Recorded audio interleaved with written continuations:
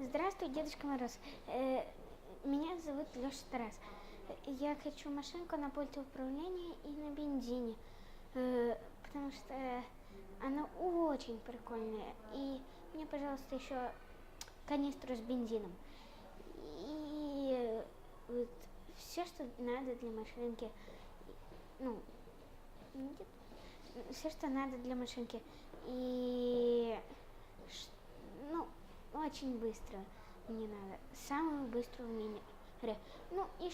Я хочу Bugatti Veyron на бензине. И она очень прикольная. Я очень хочу ее. Очень-очень.